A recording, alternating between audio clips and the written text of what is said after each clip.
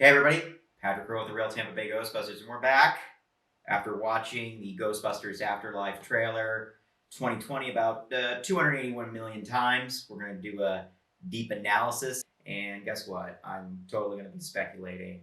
I might give some. I don't pretend to know anything because I don't know anything. I'm just going to be a fan who's really enjoying the heck out of this, and come with me on the ride. Maybe we'll find something together. What do you say? All right, so we open up basically on a quarry kind of situation. It looks like these have been dug in canyons, perhaps. It doesn't look natural. This looks so much like a classic Jason Reitman film now with the family in a small house. It definitely looks like a small apartment. I'm going to say small apartment in New York. And totally getting evicted, classic Ghostbuster style. I'm very interested about the photos in the background. Can't quite make most of them out. And then you have the classic scene, them dragging luggage. This looks to be a very urban society. It's got to be New York. They're moving out. And then we get creepy old farmhouse. Absolutely creepy. It's amazing. Who wouldn't want to live there? In these very early shots of the house, and in the German trailer as well, there's a really nice shot that shows the upper portion of the house, and you see all these different makes and models of radar dishes. Some we've even seen on the Ecto 1A. You got antenna, you got radar, you got everything. I think I counted 10 or 13 different types of monitoring systems up there. Was Ray monitoring Ghost and making sure that they were keeping just an eye on it to make sure it never came back? And I think that's what all this monitoring equipment was made for. A lot of people are saying that this may not be Egon's farm, because let's face the fact, Egon on a farm does not make a lot of sense. Ray on a farm makes a lot of sense. Ray's farm was actually established in the animated series. There's a couple episodes where Ray goes back to his old family farm where he was raised. With Ray perhaps being raised on the farm, in a farmhouse that perhaps was already somewhat haunted. Gee whiz, is this a Dan Aykroyd biography? Because it sure sounds like it. He's one of the genesis of the creation of Ghostbusters, and a lot of that does go back to his family having seances and so on and so forth. Written books about it and Ghost. He's a big time believer. Would that have a direct relation to the story? Absolutely. This is all about legacy. This is all about family. So would Ray's family, having lived in the same place that paranormal occurrences were going on, which made Ray actually believe in the paranormal? Yeah, that's a big possibility. And maybe Evo Shandor was one of those. And maybe Ray didn't even know it at the time. Grandfather left us in the middle of nowhere. Grandfather. I have a feeling one of those kids is definitely Egon. Yeah, grandchild. But I have a feeling one of the other kids could be either Ray's grandchild, perhaps Peter's grandchild. I don't know. I just don't feel like the two of those kids are related. There's a very interesting question raised here with all of this is how did they come from being evicted to now getting a farmhouse? Where is the in-between here in all this? Because if you're getting evicted, well, they got to have someplace to go. How did they know that they had this farmhouse from their grandfather? Who made this information known? Did the lawyer come forward? Did maybe we see one of the Ghostbusters come forward and say, hey, this is left to you. It's best if it just stays in family hands. And maybe a warning comes with that. A bunch of kids hanging out at the mine. Bump. And then, of course, boom, right on out. Definitely something green flying. Is it like a blast that's releasing pressure from something, perhaps? Maybe it's like a pot that's boiling underneath the ground, and occasionally it's got to spit something out occasionally. I don't know. That seems like a venting process. Maybe this one shaft is where things shoot out. Maybe that's why all the kids are hanging around there. Maybe they want to see something spooky. And maybe they do see something spooky for the first time. They see something shoot out. If they did move the containment unit there to the farm somewhere, somehow, because we're already seeing like the Ecto one is in the barn, it's not underground. We're seeing an underground for all their old equipment and gear, pole sliding down.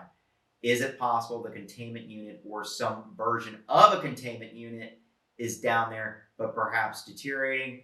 Absolutely. Is it too far gone to believe that Egon set up another type of containment unit? Maybe one that's much more adequate at containing Ghost indefinitely and never in fear of being shut down? Yes. Could we see a same kind of blast that happened in Ghostbusters 1 where it gets shut down or damaged and things start emitting out? That is a very strong possibility. Did Egon find a better way to trap and keep Ghost indefinitely than the containment unit? Because the containment unit, as we all know, can fail. It's failed time and time again. So maybe he found another way, and maybe that became his undoing. Maybe he went straight to a root source that he knew could contain and pull in spiritual energy. And that initial point maybe was Evo Shandor's mining company and what he was doing there. Maybe he went straight to a source to put all the ghosts there and seal them off indefinitely, but maybe that also sealed Spangler's fate.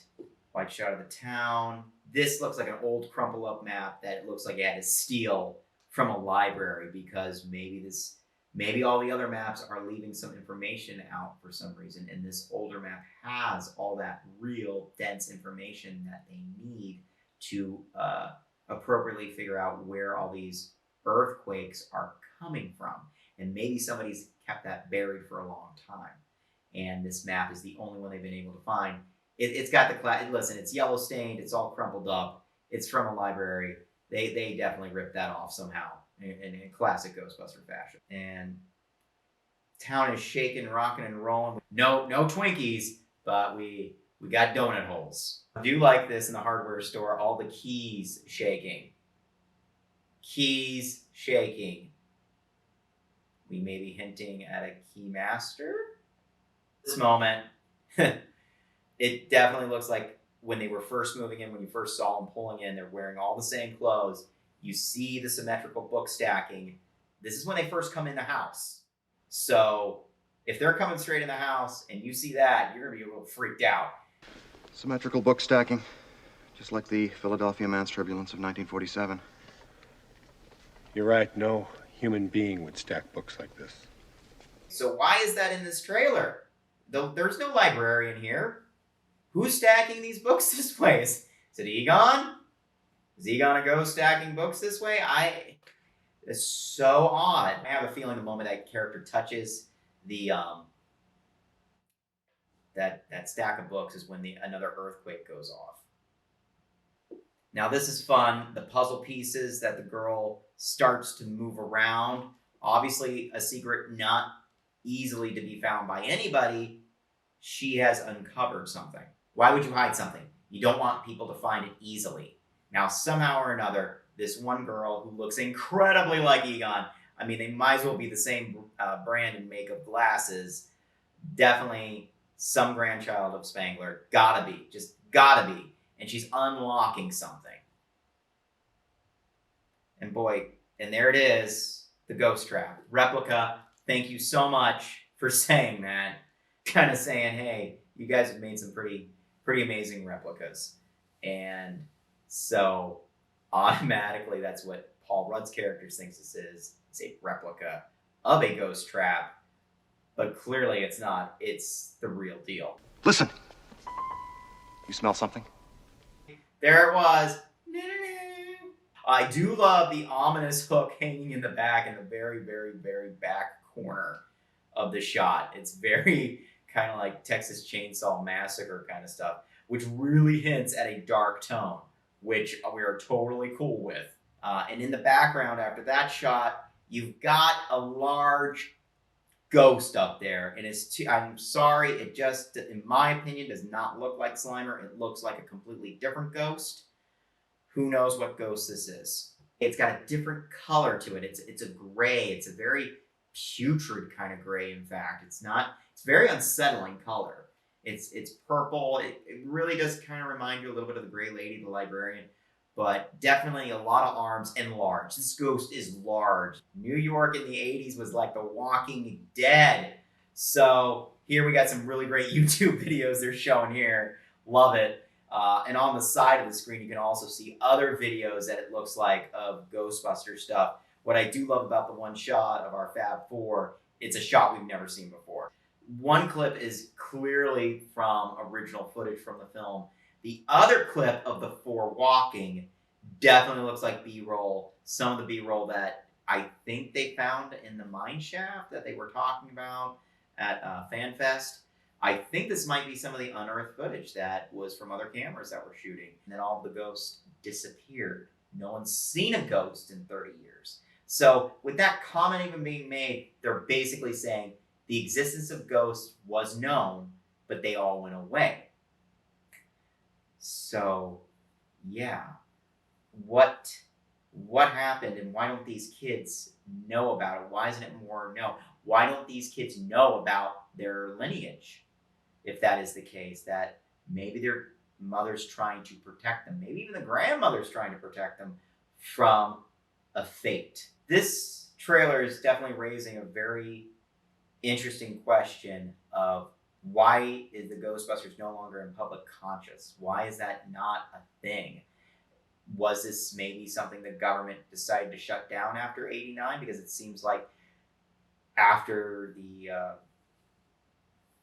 the cross-rip, the Manhattan cross-rip of '84, as they're calling it, then after '89 incident with the Statue of Liberty, for God's sakes, maybe they did something to, government was just like, okay, we got to shut you guys down. You can no longer be allowed to make decisions or do things. We're going to seize your equipment. Or maybe they basically just then they told the Ghostbusters to go away. And I have a feeling, go away or we're going to pursue you. And that's when they mothballed everything. Maybe the government even also kind of put out their disinformation. That would make kind of sense too. You know, maybe it was a mass hallucination people were having. You know, water got polluted. You know, you hear these stories every day, and it's not too far-fetched that could be a real thing that maybe the government put out there in order to keep the Ghostbusters down. Your dad never mentioned to you, it's just my mom. And now we come to an amazing shot. We're holding the PKE meter. It's going off, by the way. It's not like it's silent. It's going off. So maybe it's not the ghost traps you find underneath the floorboard. Maybe it's the meter. That would almost make more sense for it to be the meter, because the meter is almost a key to finding something. So if that was the meter that she found when she's doing the unlocking, and then she's aiming it in different directions, and the wings are probably going on and off, and it starts getting, I mean, obviously we're going to go in the direction of where those wings are peaking. So she heads towards this smaller looking barn area, almost outhouse looking, and which I'm imagining is where we come to the classic pole that we slide down, which raises so many questions, because if you're able to get down that way, how the heck you get out? And then the PK meter's on. Great, amazing callback right there. Spores, molds, and fungus, because somebody did collect those. My grandfather died. So that's definitely an implication. Yes, this is a child of Spangler, a granddaughter of Spangler. My mom says we're just here to pick through the rubble of his life. That's a pretty dramatic thing for a kid to say. I want to say something really bad happened for her to make that comment, because they're picking through his life. Workbench, you got a proton pack there.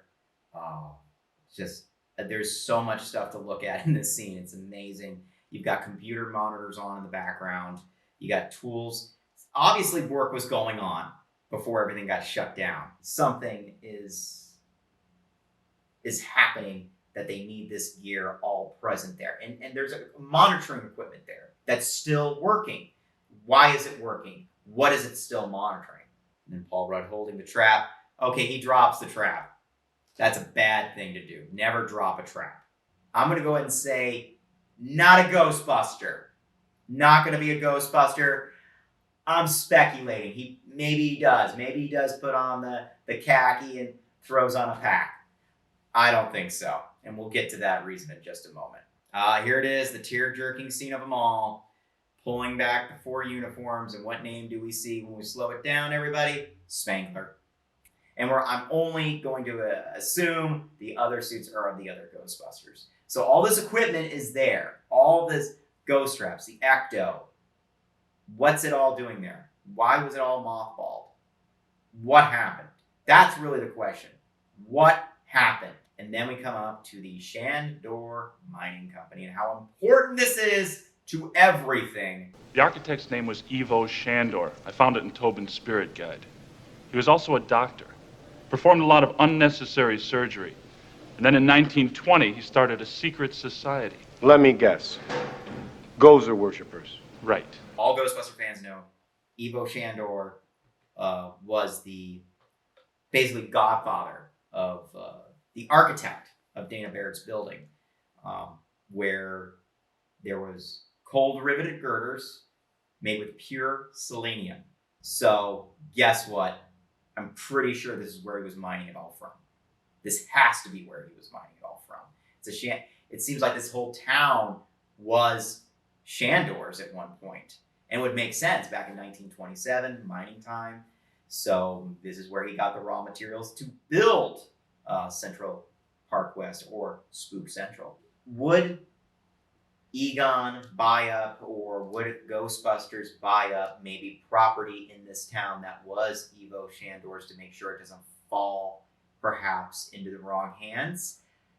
That seems very, very plausible that could happen.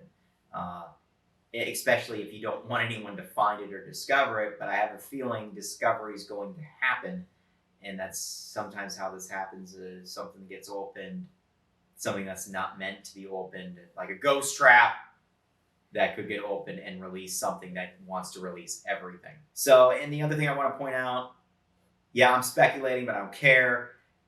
You see all these mountains, canyons, and then you see this one is really out of place. It looks like it's covering something huge underneath, maybe a temple of some sorts, but it definitely looks like it was covered. Something's there that's not meant to be found. For whatever reasons, Ray, call it fate, call it luck, call it karma. I believe that everything happens for a reason. I believe that we were destined to get thrown out of this dump. I believe everything happens for a reason. Him walking out to the barn, opening barn doors. What's underneath the tarp? We already know it's the Ecto one. We're so happy. And then we go to my favorite character in Ghostbusters Afterlife is our hardware store clerk who's holding a shovel to battle whatever is going bump in the night. I don't think he's going to fare well. So we see this thing running extremely fast, blowing out all the windows and stuff on the school buses, and very kind of intense moment. And if you pause right after the ghost runs past, Paul Rudd is on the ground, and if you look up on the left-hand side, you can see what appears, it is the ghost trap. I'm not speculating that it's a ghost trap right there. And it's also from the same scene that you saw before with him in the classroom. He's wearing the same outfit. So I imagine this is all taking place within the same time period. What did this ghost trap have in it? What was the last ghost that was caught? What could possibly be the last ghost? Why wasn't this put in a containment unit? Where is a containment unit? What is happening to all the ghosts? Where are they? I need answers. And this is giving me a few, but it's doing the right thing a trailer is supposed to do. Make me ask questions and make me love my fandom. So thank you. So, but there's definitely something important that was in that track. Then we cut to what I think is the most important scene in this entire thing is her looking, I don't know how to describe this. It's fire, it's brimstone. It's so many things at once. And at different times when I pause this, I've seen hands, I've seen figures of faces. It really either looks like another dimension. It could even be a vision, much like Dana Barrett's vision when she opened up the door on her refrigerator. Paul Rudd's scrambling around the car, and this is why Paul Rudd is not a Ghostbuster. I'm going to say this. Not putting on the Proton pack, folks. Here's why. He's going to get possessed. That is a terror dog. I don't care what anybody says. That is a terror dog. I've heard Vigo. No, it's not V. No, listen. That is a terror dog. That is a claw hand coming down on a cruddy car with Paul Rudd freaking out, and anyone being pursued by a terror dog. Let me tell you right now, not a good sign. You're probably going to get possessed and won't be saving the day anytime soon. So definitely if Zool's back, which then means Vince Clortho's hanging around somewhere. If you've noticed throughout the trailer a little bit with Finn's character, he's been wearing car shirts, very much Motorhead, which really kind of more relates to the race side of life. So, and he's definitely the one working on the car, playing with the car, turning the car on.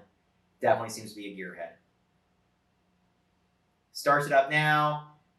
You notice it's a rolling up door that's going up. Okay? This car's been in a barn. That barn does not have a roll-up door. And there we go. Ecto, taking the Ecto for a joyride in the hayfield. Whatever. We'll go with it. And there we go. There we go. The great moment that made all of us want to be 8 years old again and pull out our Ecto-1 Kenner Ectomobiles and start playing with them. We've got the chair pulling out of the side door like that. That is so amazing. It's so cool. Why didn't we see this, or why didn't we know about it? Was it just tech that we never got to see in the original Ghostbusters? And I'm not talking about Ecto-1A. We don't even know what 1A is. We know where Ecto-1 is clearly. It's been mothballed with a lot of other stuff. So this chair comes out, twirls around. You got obviously a proton pack that's been manufactured into the seat itself, which is so cool. But I maybe it's just some tech we never saw, and that's very possible. Wait, he's a really good driver is he underage? And now we're chasing after a ghost in the streets here in this town. And I'm going to tell you right now, this ghost does not look like Slimer. It's got maybe somebody's pulling a fast one on us and going to put somebody else in there. I don't think so. I don't think it's a sleight of hand. I think this is the legitimate ghost of the movie. And I'm also going to speculate that entity was the same one that we saw hanging around, because it looks like it's got this huge form to it and multiple arms. Very creepy, very weird. Definitely looks like a menace. Now we come up to our title card, Ghostbuster Afterlife. If you notice, the logo for Ghostbusters has changed.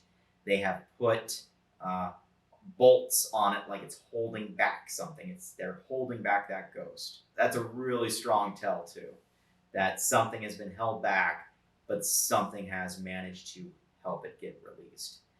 And man, I'm just blown away, completely blown away.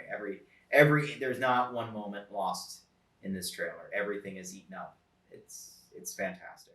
So you made it all the way to the end. Let's go ahead and look at that German Ghostbusters and the international trailers that have been coming out with all that cool stuff. Oh my god, this is way worse than I thought it was going to be. You can see that this house is very dilapidated, this farmhouse, and you have a piano in the background. That is very reminiscent of like Dana Barrett's apartment, the classic.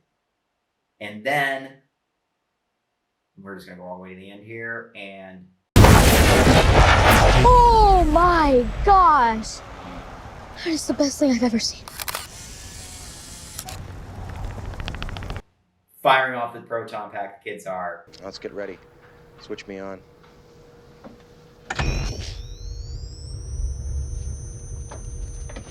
Proton packs are not a toy. I don't know how we're going to explain that one, but all right.